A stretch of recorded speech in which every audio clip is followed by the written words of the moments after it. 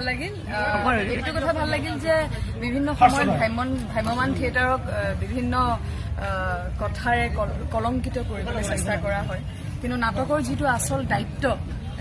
সেই দায়িত্বটো যেন আজি প্ৰস্তুতি পৰাশৰৰ নেতৃত্বত আবাহন থিয়েটাৰে অভিজিৎ ভট্টাচাৰ্যৰ যোগেদি আজি সেই দায়িত্ব পালন কৰিছে সমাজত জাতীয়তাবোধৰ যি আচলতে আজি প্ৰয়োজন আমাৰ যুৱ প্ৰজন্মৰ মাজত তাৰ বাবে ইতিহাসৰ পৃষ্ঠা লুটিয়াই মূলা গাভৰুক আকৌ মঞ্চত আনি পেলাই যি এক বাৰ্তা সমাজলৈ দিছে মই সঁচাকৈ আজি গৌৰৱান্বিত কলাৰ এক মাধ্যম আছে যিয়ে সমাজৰ মাজত এনেকে শিপাই যাব পাৰিছে আৰু এই দায়িত্ব ইমান সুন্দৰকৈ পালন কৰিছে তাৰ বাবে মই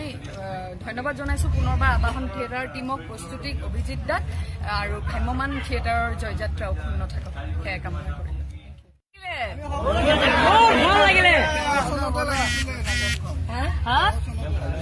লাগিছিলে কিজানি সেইকাৰণে এতিয়া কৰিছো বহুতেই ভাল লাগিছে আৰু মূলা গাভৰু চাবলৈ আচলতে প্ৰতিজন অসমীয়া ওলাই আহক আপোনালোক ওলাই আহক লগতে সন্তানসকলক লৈ উলিয়াই আনক কাৰণ আমাৰ এই বীৰ বীৰাংগনাসকল ইতিহাসৰ পৃষ্ঠাত কোনোবা কিতাপত সোমাই থাকিলে নহব তেওঁলোকে জানিব লাগিব কি কৰিছিল অসমক ৰক্ষা কৰিবলৈ আমি যে মূলা গাভৰুৰ কাৰণে শোভাযাত্ৰা কৰিছো